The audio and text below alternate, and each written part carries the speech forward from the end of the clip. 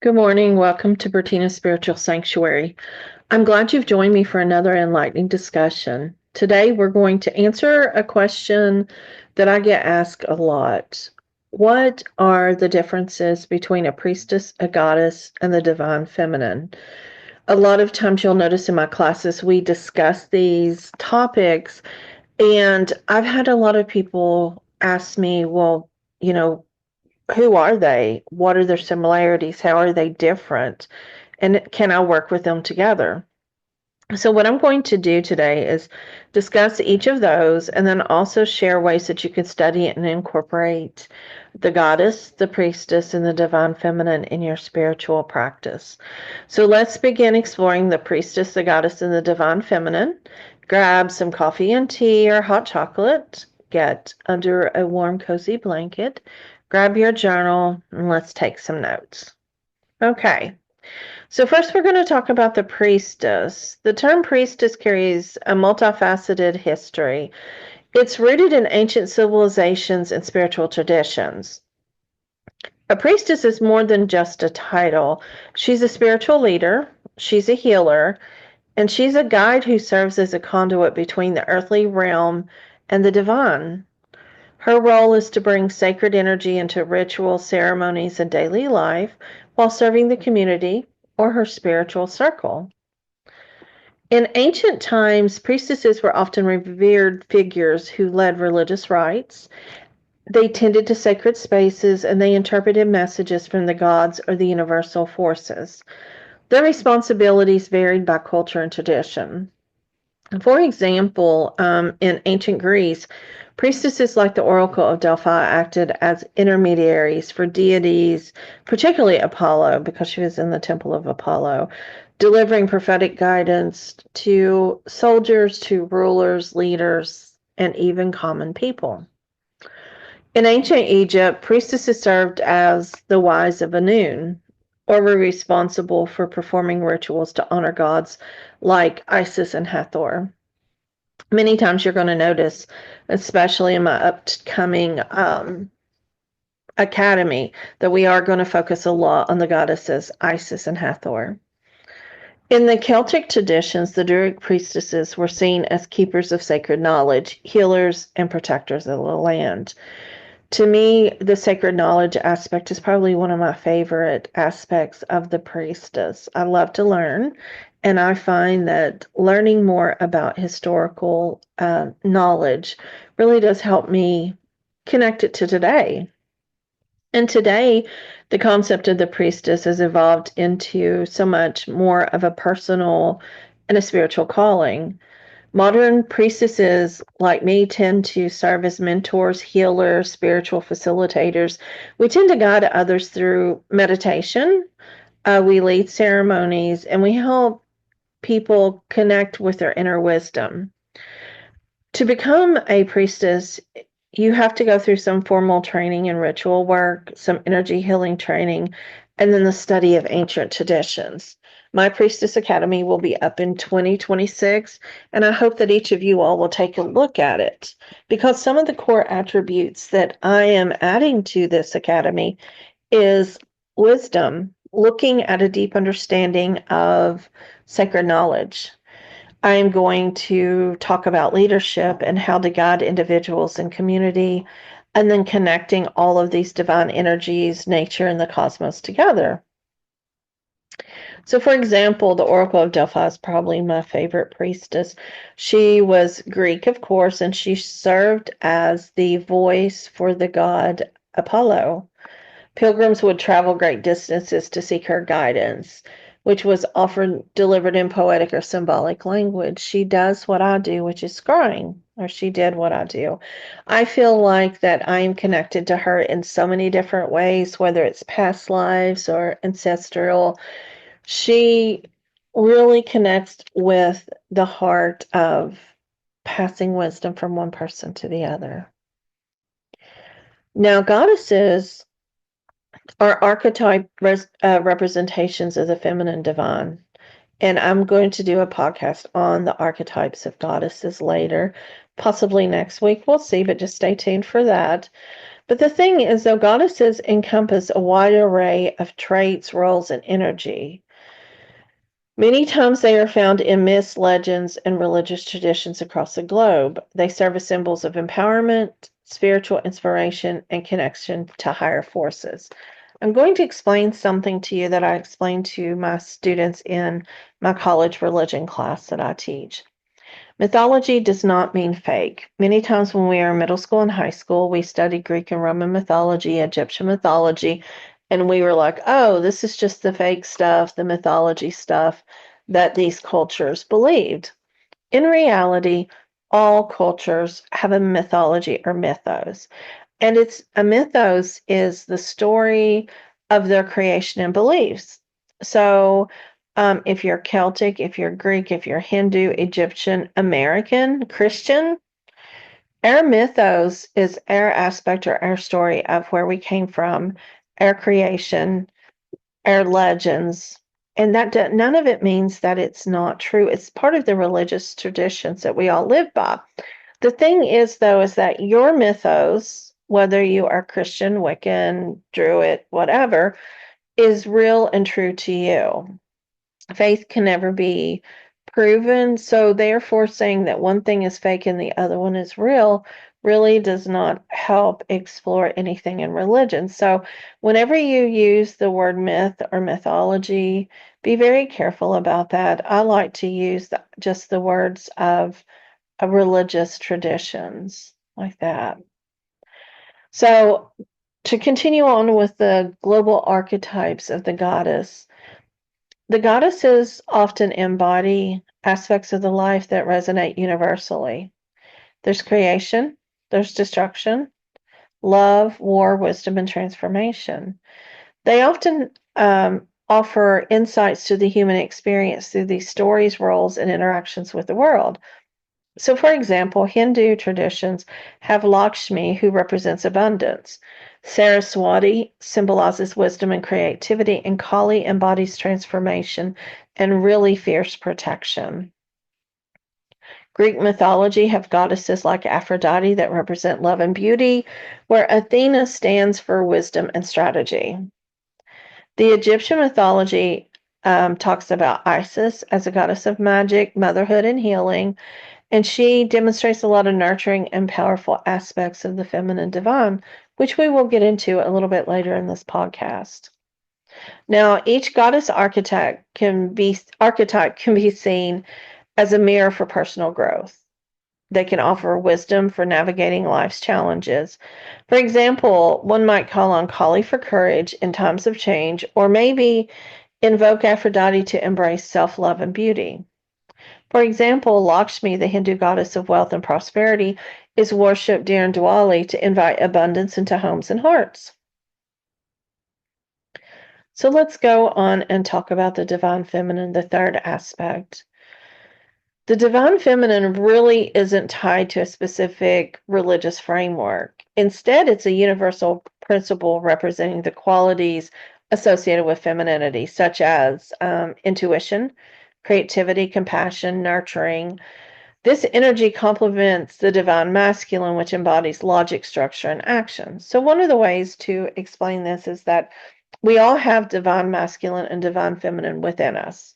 It's which one do we use at what time and which one is shown more than the other. So, with the divine masculine, this is the logic, the type A personality, doing things step by step. And many times that's how society has taught us to be and has had us be as in regards to our careers, in regards to everything, follow these steps. But in reality, the divine feminine has focuses more on their intuition. The divine feminine exists in all religious and spiritual traditions. Like in Taoism, it aligns with the yin energy from yin and yang, and it symbolizes receptivity and flowing of energy. In Christianity, Mary, the mother of Jesus, is seen as the embodiment of the divine feminine. And in modern spirituality, The divine feminine represents the balance between the heart and the mind, the soul's wisdom, and the body's creative potential.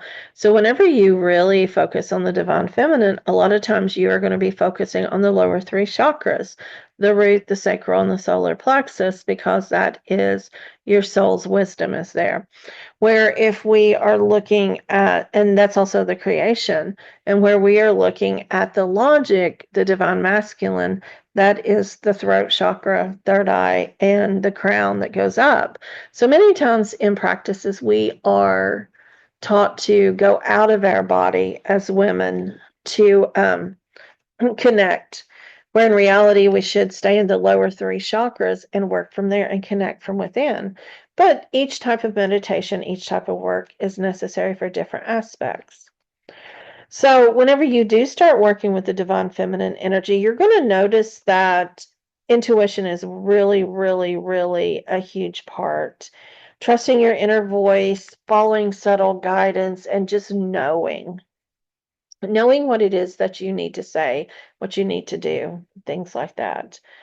Creativity is really important. That is your sacral chakra again, tapping into your artistic imagination, your innovative pursuits, all of those.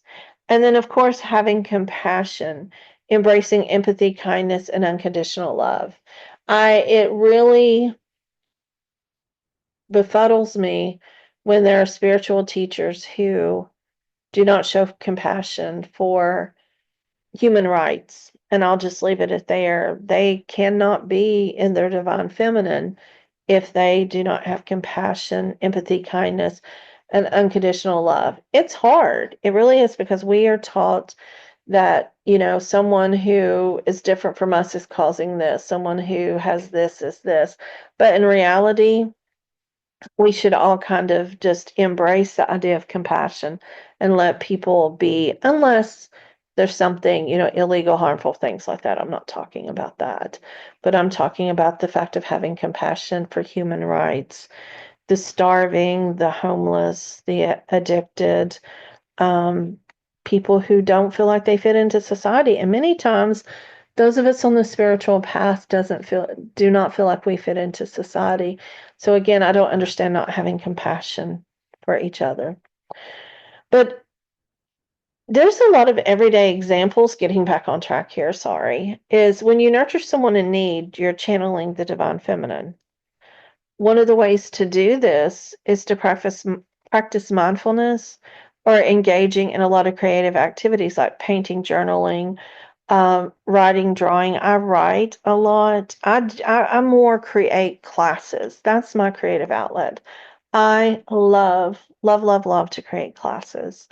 No one may ever take them, and some of people love them, but that is what I love to do. So find your creative task each day and do something fun.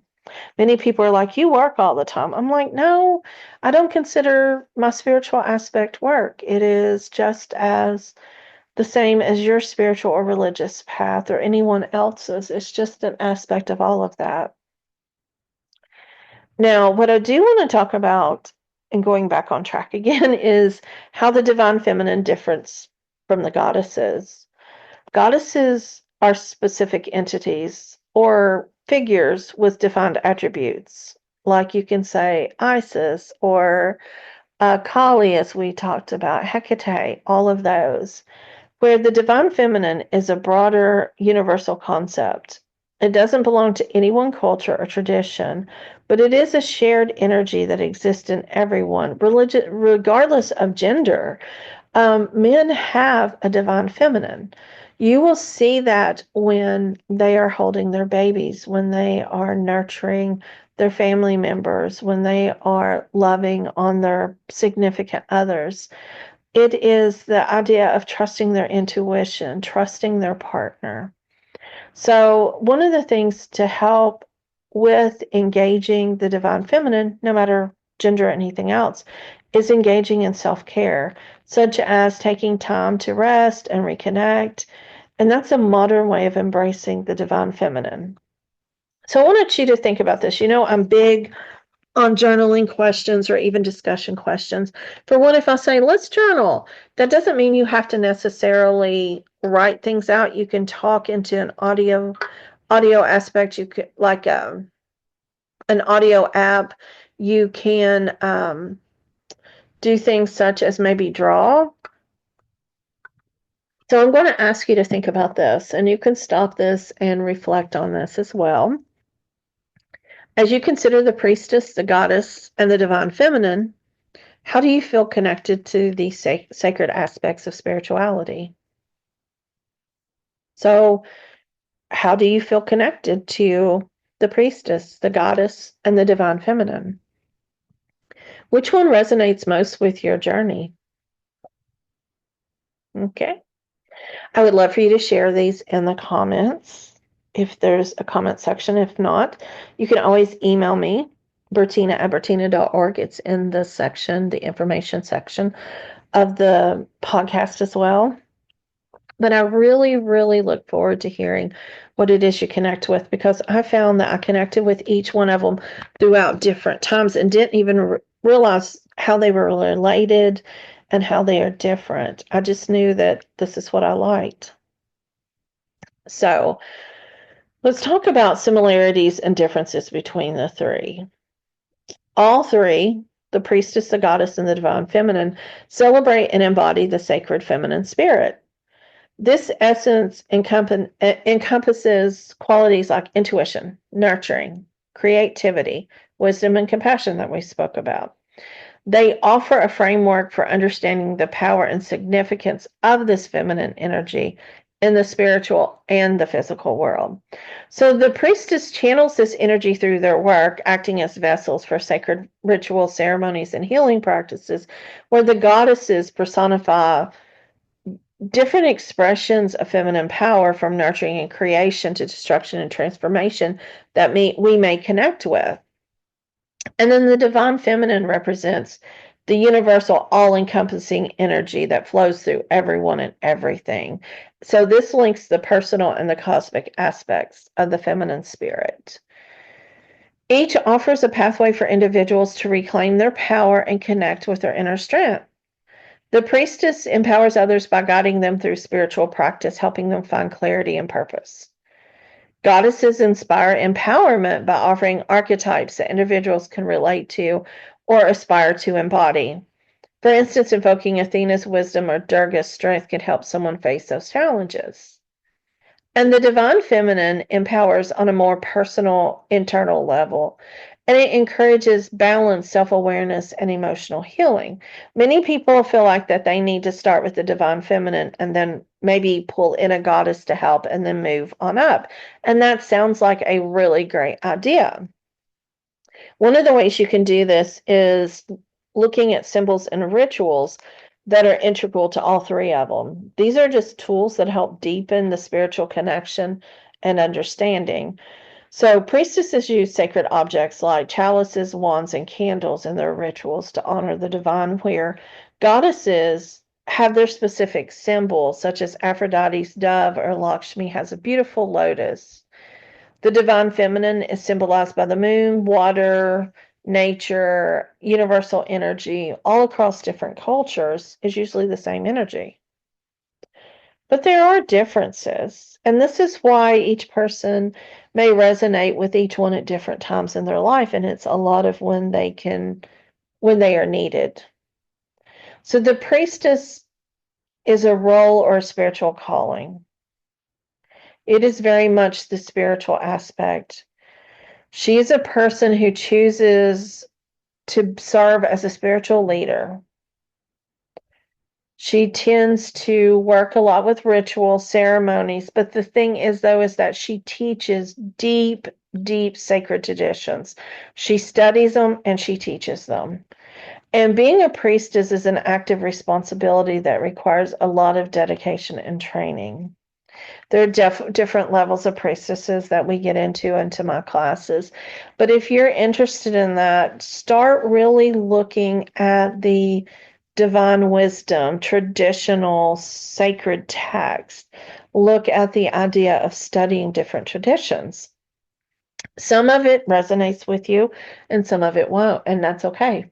That's okay. I really am into looking at water priestesses, Mary Magdalene work. I am not so much into the moon as I should be, being that I'm a Scorpio, but I really get into the women of the time.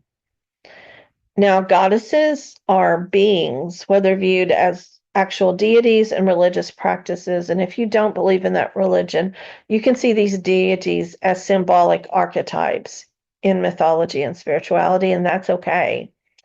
They exist as figures to honor, invoke, and emulate into your spiritual practices. So you don't have to be part of that religion to embrace the archetype of what they represent. The divine feminine is a universal energy or concept, and it isn't tied to a specific person or deity, but it represents the essence that you have within you. But the concept is that you're trying to find the balance of the energy between you and the cosmos.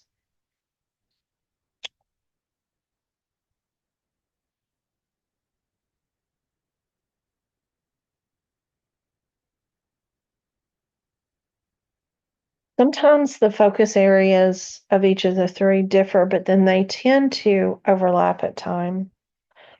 Like a priestess may focus on guiding others and facilitating rituals and fostering spiritual growth, but they tend to have communities.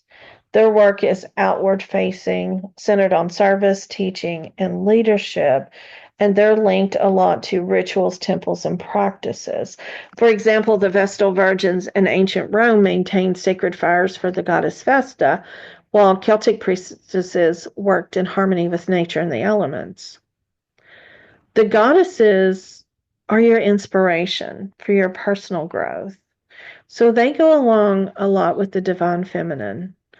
They help you on your journey when you're looking at love, abundance, transformation, your home, fertility, and they help support you in those ways. And the divine feminine is the balance a lot of times between the two. So, with that, how can they work together? Well, while each have unique attributes, they often complement and enhance each other.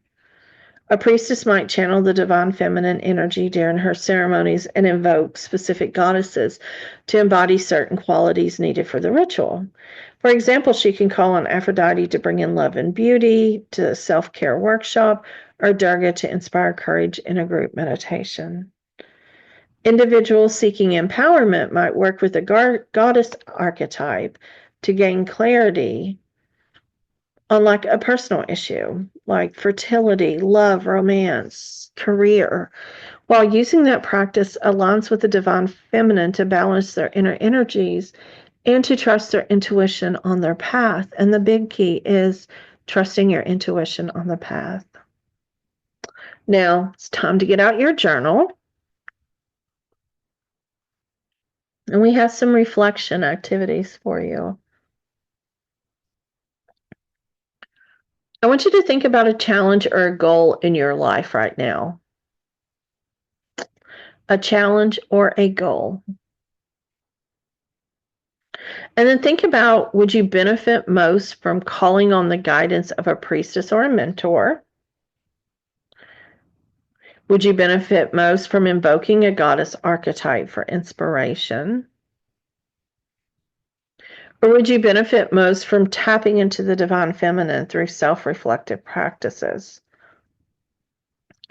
These paths aren't mutually exclusive. They work together to enhance your spiritual journey. So you don't have to say, hey, I'm working on my divine feminine right now. I am working on goddess. It all goes together. And the connection between the priestess, the goddess, and the divine feminine is so intertwined that a lot of times it forms a dynamic relationship that enhances the spiritual practice and the physical transformation. So sometimes the priestess is a channel. It's a bridge that brings the divine feminine energy into tangible experiences for herself and her community. Her role is to guide, teach, and hold sacred space, often invoking goddess archetypes or universal energy. So, what she may end up doing is channeling the divine feminine. She serves as a vessel for this energy. She helps heal, inspire, and guide others. She might incorporate meditation, sound healing, or rituals that align participants with the natural cycles of the moon or the season, and that is symbolic of the divine feminine. She may end up honoring the goddess because during rituals and ceremonies she may pull them in. The goddess can be an inspiration as well. The goddesses provide the priestess with archetypal energy to invoke and embody in her work. So a priestess might incorporate goddess-specific rituals into her ceremonies, such as creating an altar for Isis with symbols of motherhood and magic, or lighting candles in honor of Hestia, the Greek goddess of the hearth. Mythologies surrounding the goddesses often become teaching tools. For example, telling the story of Persephone's journey to the underworld can offer insights into personal transformation, embracing duality, and connects the goddess with the priestess. And then the divine feminine comes in as the universal energy. It's tied to the nature cycles, the phases of the moons, the changing seasons, the rhythms of life and death. A priestess often aligns her work with these cycles to deepen the spiritual connection to those that she serves. You may hold a full moon ritual. There may be something that has to do with the goddess and the energies, and you balance those energies. So there is a lot where they complement each other, where they differ, and where they're same. You don't have to get caught up into the titles. But I do want you to think about these three aspects of the priestess, the goddess, and the divine feminine, and how they can work together in your spiritual journey. So go ahead and get out your journal and let's think about these. You can stop this podcast as you answer these questions. But the first one is, do you feel called to serve others as a priestess? Do you feel called to create sacred space and guide others towards healing?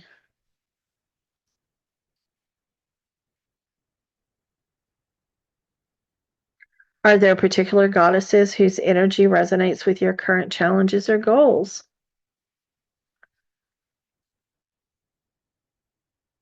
And then how can you incorporate the principles of the divine feminine into your daily life, whether it's through meditation, creativity, or self-care? Something very simple.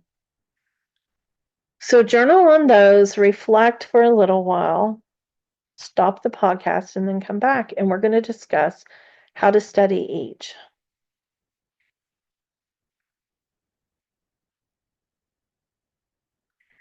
Studying the priestess path is pretty simple. Well, I shouldn't say simple.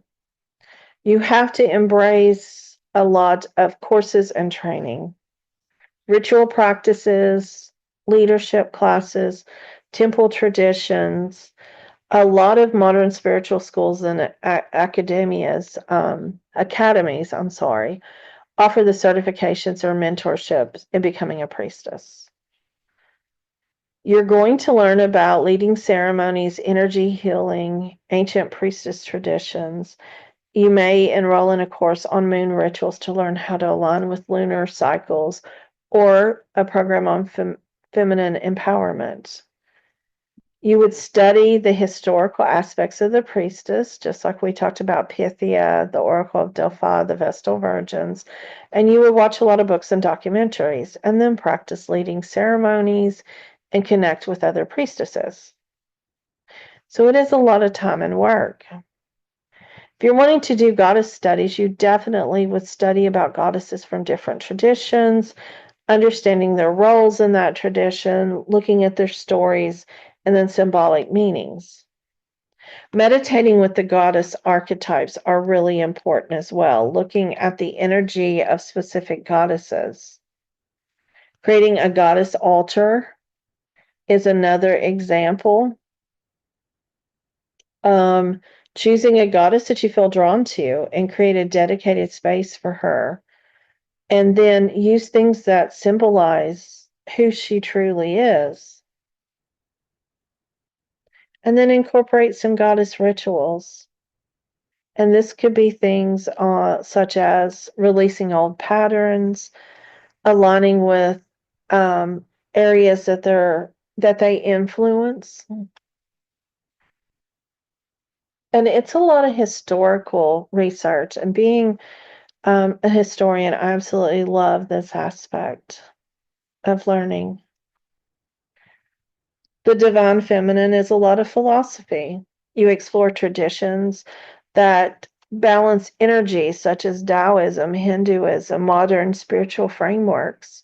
You read books on the divine feminine like The Moon and You or Women Who Run with Wolves. I have a spiritual book club that I do about 3 or 4 times a year. Getting with people, reading books, and studying different things and sharing your experiences really do help you connect with the divine feminine. Engaging in practices such as yoga, meditation, journaling, those help you connect to your energy. Self-care, looking at cycles, nurturing, looking at your creative nature, incorporating symbols like the moon, water, flowers will help. And then doing this daily. And then when you integrate all of these, you're going to notice that each one of them overlap, they empower each other. There's the foundation, there's the archetypes of learning more of who you are, and then helping lead other people. So it's journaling time again. I want you to reflect on what areas resonate with you most right now. Are you drawn to the structured role of the priestess, the empowering archetypes of the goddess, or the universal energy of the divine feminine? Start by choosing one practice to explore this week. For example, take a workshop on ritual practice, read a myth about a goddess you adore, meditate with the symbol of the divine feminine, like the moon. Whenever you weave these practices into your spiritual journey, you're going to discover how these elements work together to empower and to transform you. Now, on my blog on bertena.org, Bertena, I have provided some guided rituals, some practical practices, a flow exercise, a meditation, a water ritual, and a couple more things, some more journaling prompts. So please go over there, click on Bertena's blog, and search for the title, Embracing the Goddess, the Priestess, the Goddess, and the Divine Feminine. Okay. So, in conclusion, understanding the Priestess, the Goddess, and the Divine Feminine opens up a profound and transformative world of empowerment, connection, and sacred wisdom for you. Whether you feel called to walk the Priestess path, explore the Goddess archetype, or embrace the universal energy of the divine feminine, each one offers tools to deepen your spiritual journey and unlock your fullest potential. As a water priestess and a priestess with the Sisterhood of the Rose, I've devoted my practice to guiding others and connecting with these sacred energies.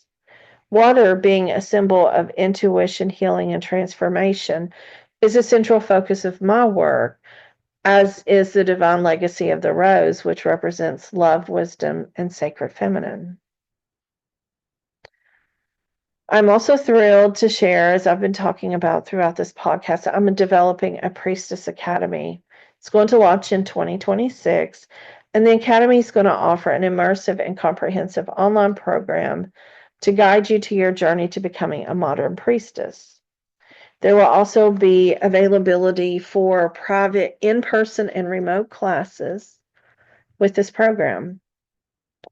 In the meantime, I invite you to join me for my private classes and workshops through Cosmic Connections, where I share teachings from my experiences as a priestess and my connection with these sacred traditions. You can register for these private classes and explore additional offerings through my website at yourcosmicconnections.com and just search for me, Bertena. There you're going to find a lot of resources to support your growth, your connection with the divine feminine, and whether you're taking your first steps on this path or already deep in your spiritual journey, I'm here to walk along with you and to talk with you. I want to thank you for joining me on this exploration. Together, we can continue to uncover the wisdom and the beauty of these sacred traditions. Women, for so many times throughout history, were the leaders of society. Now we need to find that again, and I find that this is the time to do it. Until next time, let's continue to uncover the wisdom and beauty of these sacred traditions. Keep shining your light and embracing your sacred self. This is Bertena signing off from Bertena's Spiritual Sanctuary. Stay blessed. Good night.